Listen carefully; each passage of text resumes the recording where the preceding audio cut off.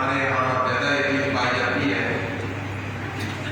کہ نماز جنازہ پڑھانے کا پہلا حق ہے نا، پہلا حق وہ مسجد کے امام کا ہے۔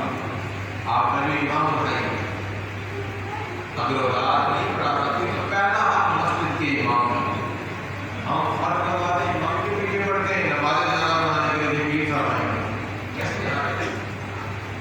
یہ باتیں سب ریکارڈ میں رکھا کریں، یاد کر کے جایا کریں۔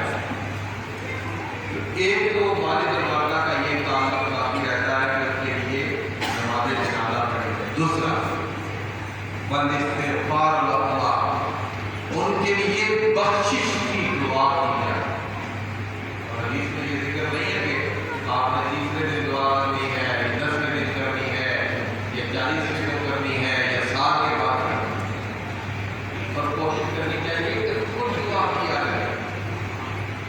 ہم کیا کرتے ہیں کہ والد اور والدہ کا ختم آتا ہے سالانہ، پوری فیملی کو ہم دعوت دیتے ہیں کھانا کھانے کے لیے، لیکن پڑھنے پڑھانے کا ٹھیکہ ہم مدرسے کے بچوں کو دے دیتے ہیں۔ اللہ کے بندوں خود پڑھا کرو۔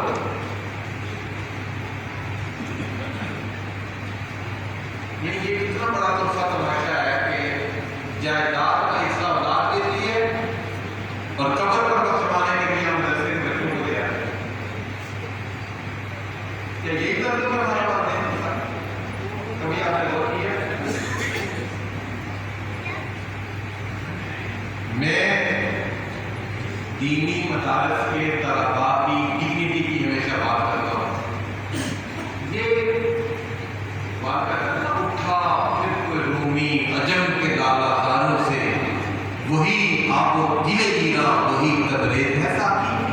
جب بڑے انسان پیدا نہیں ہو رہے، آپ کہتے ہیں پانی کو، گل کہتے ہیں مٹی کو، یہ مٹی بھی وہی ہے، پانی بھی وہی ہے۔ اب مجھے بتائیں، جب دین کے طلباء یہ روڈ رکھے پر بیٹھ کر کتاب ختم پڑھنے کے لیے، مجھے تو شرم آتی ہے۔